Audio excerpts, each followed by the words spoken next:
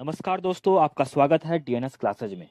दोस्तों, आज के वीडियो में हम बात करने वाले हैं कि असम के तिनसुकिया में हाल में ही ऑयल इंडिया कंपनी को यहाँ पर नेचुरल गैस मिले हैं, प्राकृतिक गैस मिले हैं। तो उसी के बारे में इस वीडियो में हम डिटेल से बातें करने वाले हैं। साथ ही इस वीडियो में हम बातें करेंगे कि भारत में जो अपने देश में कहाँ कहाँ पर प्राकृतिक गैस और पेट्रोलियम के बेसिन है, उन सभी के बारे में इस वीडियो में डिटेल से बातें करने वाले हैं। और साथ ही पेट्रोलियम और नेचुरल गैस की स्थिति के बारे में भी भारत में बात करने वाले हैं। तो इस वीडियो को लास्ट तक जरूर देखिएगा। मैं हूं शुभम अग्रवाल और शुरू करते हैं आज की इस वीडियो को। दोस्तों, सबसे पहले मैं आप लोगों को बताना चाहता हूं कि यहाँ पर हमारे देश की दूसरी सबसे बड़ी कंपनी जो है तेल की, वो है ऑयल इंडिया लिमिटेड। इन्होंने 13 नवंबर को, यहाँ पर शुक्रवार को 13 नवंबर को एक कुएं की खुदाई की, जहां पर उन्हें प्राकृतिक गैस की प्राप्ति हुई है। तो इसके बारे में यहाँ पर इन्होंने कंपनी ने बताया है। यदि हम सबसे पहले मैप पर देखें इस रीजन को, तो सबसे पहले यदि हम आसाम में आए तो आसाम में यहाँ पर 4 पार्टों में डिवाइड किया गया है। देख सकते हैं, ये वाला रीजन जो ये है लोअर आसाम रीजन, ये है सेंट्रल आसाम रीजन, और ये वाला जो है ये है ब्राक वैली रीजन, और ये है अपर आसाम रीजन। हमारे जो काम का यहाँ पर है वो है ये वाला हिस्सा, अपर आसाम रीजन। इसी हिस्से में जो कि असम का तिनसुकिया, यहाँ पर की कुएं की खुदाई के बाद यहाँ पर तेल मिले हैं, प्राकृतिक गैस मिले हैं, तो वो जो है अपर असम के रीजन में आता है। तो इसी रीजन में यहाँ पर हमें जो है तेल की प्राप्ति हुई है ऑयल इंडिया लिमिटेड कंपनी को। तो यहाँ पर कंपनी ने बताया है कि इस खोज से जो है यहाँ पर असम में जो कि पुराने तेल प्राप्ति के खदान थे, वहां पर काफी ज्यादा पुराने हो चुके थे मशीन्स वगैरह। तो इस खोज से यहाँ पर क्या होंगे कि नए क्षेत्र भी खुलेंगे और सारे मशीन्स पार्ट्स भी नए हो जाएंगे। और साथ में क्या है कि भविष्य में जो है खोज व विकास गतिविधि को यहाँ पर काफी ज्यादा मदद मिलने वाली है। और साथ ही जैसा कि मैंने आपको बताया कि आसाम के तिनसुकिया जो वो कहाँ पे आया था, तो अपर बेसिन में, आसाम के ऊपरी आसाम बेसिन में जो है ये वाला रीजन आता है, जहां पर उन्हें माइनिंग लीज में डिंजन 1 हाइड्रोकार्बन का पता चला है। और उसमें कहा गया कि इस कुएं में लगभग 10 मीटर हाइड्रोकार्बन के सम्मिश्रित वाले रेत की भी प्राप्ति हुई है। तो यहाँ पर जो है हाइड्रोकार्बन सम्मिश्रण वाली रेत की प्राप्ति भी है। और परीक्षण करने पर इससे प्रतिदिन लगभग 1,15,000 मानक घन मीटर की दर से गैस का उत्पादन किया गया है। और OIL इसका अधिकांश संचालन उत्तर पूर्व में ही केंद्रित है। तो इन्होंने संकेत दिया है, इन्होंने इस बारे में कोई संकेत नहीं दिया है कि यहाँ पर कितना गैस हो सकता है, इस बारे में यहाँ पर इन्होंने कोई संकेत नहीं दिया। तो जैसा कि आप लोग को क्लियर हो गया कि आसाम के तिनसुकिया में, जो कि ऊपरी आसाम रीजन में आता है, वहां पर जो है गैस मिला है, नेचुरल गैस मिला है। और साथ में यहाँ जो खुदाई हो रही है, इससे जांच पड़ताल के बाद प्रतिदिन लगभग 1,15,000 मानक घन मीटर की दर से गैस का उत्पादन किया जा रहा है। और पर यहाँ पर इन्होंने जो oil India limited oil India company है, इन्होंने अभी तक ये बिल्कुल भी क्लियर नहीं किया है कि यहाँ पर कितना गैस हो सकता है। इस बारे में इन्होंने यहाँ पर बिल्कुल भी क्लियर नहीं किया।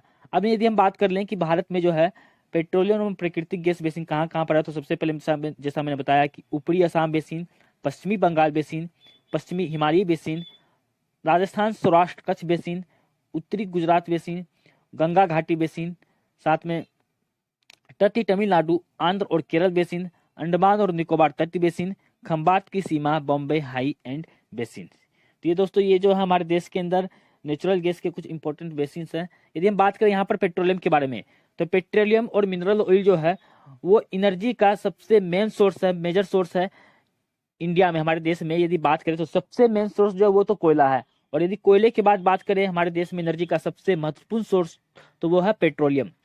और यहाँ पर क्या है कि यह जो है पेट्रोलियम जो है फूल की तरह काम करता है, जो कि हमारे लिए हीट, लाइट और मशीन के लिए लुब्रिकेंट्स, साथ में जो कि मैन्युफैक्चरिंग इंडस्ट्री होती है वहां पर उनके लिए रॉ मटेरियल के रूप में भी यूज किया जाता है। और यदि बात करें पेट्रोलियम को जो है रिफाइन किया जाता है नोडल इंडस्ट्री में, जैसे कि सिंथेटिक टेक्सटाइल के लिए, फर्टिलाइजर के लिए और न्यूमेरस केमिकल इंडस्ट्री के लिए।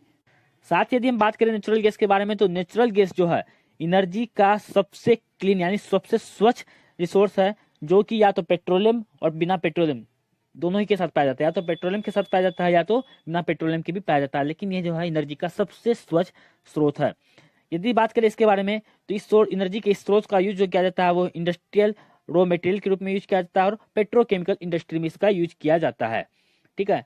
यदि हम बात करें वर्तमान सिनेरियो में, करंट सिचुएशन में यदि बात करें, तो करंट शताब्दी में यह जो है सबसे स्वच्छ प्राकृतिक गैस, जो कि पर्यावरण के अनुकूल है माना जाता है, क्योंकि इसमें क्या होता है कि नेचुरल गैस में सबसे कम मात्रा में कार्बन डाइऑक्साइड का उत्सर्जन होता है, जो कि कार्बन डाइऑक्साइड, क्योंकि हमारे वातावरण के लिए, हमारे पर्यावरण के लिए काफ़ी ज़्यादा विषैला होता है, तो यहाँ पर कार्बन डाइऑक्साइड जो है ये काफ़ी कम मात्रा में उत्सर्जन करता है, इस वजह से इसे हमारे पर्यावरण के अनुकूल माना जाता है।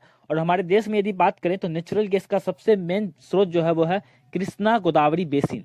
कृष्णा गोदावरी बेसिन जो है प्राकृतिक गैस का हमारे देश में सबसे बड़ा स्रोत है। साथ ही बात करें यदि, तो यहाँ पर पश्चिम तट के साथ समुद्र, बम्बई का यदि बात करें तो बम्बई के आसपास के क्षेत्रों में जो है यहाँ पर नेचुरल गैस का सबसे बड़ा स्रोत है। जैसा कि मैंने बताया कि अभी बम्बई के आसपास के क्षेत्र जो है वो नेचुरल गैस का सबसे बड़ा स्रोत है। तो यहाँ पर सबसे पहले बात कर लेते हैं बम्बई हाई ऑयल फील्ड्स के बारे में। तो बम्बई हाई ऑयल फील्ड्स जो है ये हमारे देश में जितने भी कच्चे तेल के उत्पादन होते हैं उसका 65% योगदान जो है यहीं से होता है, जो कि हमारे देश में बम्बई के दक्षिण पश्चिम इलाके में 176 किलोमीटर एरिया में फैला हुआ है और इसमें लगभग 35 मिलियन टन कच्चा तेल और लगभग 40,000 मिलियन क्यूबिक मीटर प्राकृतिक गैस जो है यहाँ पर इसमें उपलब्ध है। तो बम्बई हाई ऑयल फील्ड्स जो है हमारे देश में कच्चे तेल के उत्पादन में सबसे इंपॉर्टेंट स्रोत है। और सेकेंड हमारा बेसिन ऑयल फील्ड्स। तो बेसिन ऑयल फील्ड्स जो क्या है, यह बम्बई हाई फील्ड्स का दक्षिण में स्थित है और इसमें तेल और प्राकृतिक गैस के समृद्ध भंडार है। यह भी जो है बम्बई के आसपास का ही इलाका, बम्बई हाई फील्ड्स के आसपास का ही इलाका है। तीसरा हमारा एलिवेट हाई फील्ड्स। यदि एलिवेट हाई फील्ड्स की बारे में बात करें तो यह भावनगर के दक्षिण में स्थित लगभग 45 किलोमीटर दूरी पर स्थित है। नेक्स्ट हमारा जो सबसे मेन स्रोत है वो है अंकलेश्वर। यदि अंकलेश्वर की बात करें तो यह भरूच जिले के आसपास स्थित है, जो कि 30 वर्ग किलोमीटर के क्षेत्र में फैला हुआ है। साथ में यदि बात करें तो यह जो यहाँ का जो तेल मिलता है वो इयोसीन काल का है, जो कि 1961 में ही शुरू किया गया था और यह जो गैसोलीन और मिट्टी तेल में समृद्ध है। यह जो इलाका है गैसोलीन और मिट्टी तेल के लिए समृद्ध है और इस क्षेत्र से कच्चा तेल कोयली पेट्रोलियम रिफाइनरी को यहाँ पर भेजा जाता है। तो यहाँ पर जैसा कि मैंने बताया कि यह जो दूसरा कह सकते हैं कि सबसे बड़ा कच्चे तेल का उत्पादन वाला क्षेत्र है।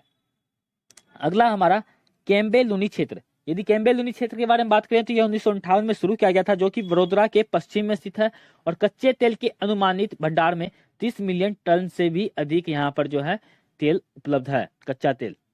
अगला हमारा अहमदाबाद कलोल क्षेत्र। अहमदाबाद कलोल क्षेत्र के बारे में यदि बात करें तो यह अहमदासर के आसपास जो खंबात की खाड़ी वाला क्षेत्र है उसके उत्तर में स्थित है और यह महसाना तक भी फैला हुआ है। महसाना का नाम आपने सुना होगा, महसाना भी काफी ज्यादा फेमस जगह है।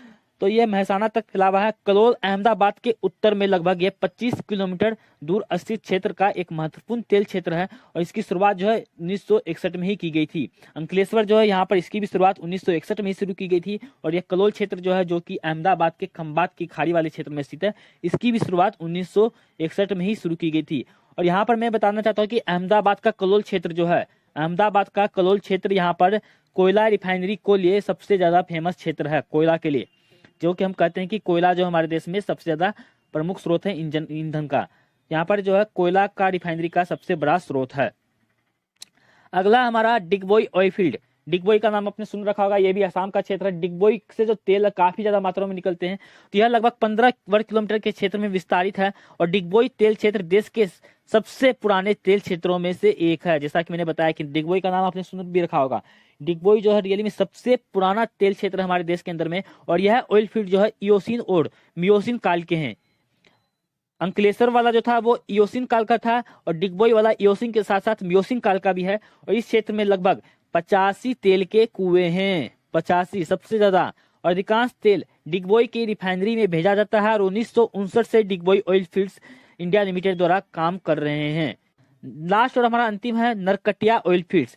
नरकटिया ऑयल फील्ड्स के बारे में भी आपने सुन रखा होगा, नरकटिया का नाम सुन रखा होगा। साथ में आपने सुना होगा बिहार के बरौनी के बारे में, जहां पर भी रिफाइनरी की कंपनी है, जहां पर तेल बनाया जाता है। तो यहाँ पर क्या है कि डिगबोई, ये जो डिगबोई के आसपास का इलाका, डिगबोई के दक्षिण पश्चिम लगभग 35 किलोमीटर दूरी पर है और यहाँ से जो तेल है वो कच्चा तेल जो यहाँ से न्यू बोंगाई जो कि असम में है और बरौनी, जैसा मैंने बताया कि बिहार के बरौनी में यहाँ पर रिफाइनरी के लिए तेल की आपूर्ति की जाती है और इसे जो है शुरुआत किया गया था 1954 में।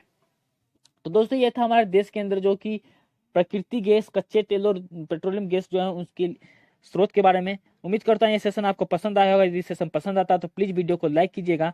यदि आपने अभी तक हमारे चैनल को सब्सक्राइब नहीं किया दोस्तों, प्लीज चैनल को सब्सक्राइब कर लीजिएगा। तो नेक्स्ट वीडियो में मिलते हैं कुछ नए टॉपिक के साथ, तब तक के लिए थैंक यू, जय हिंद।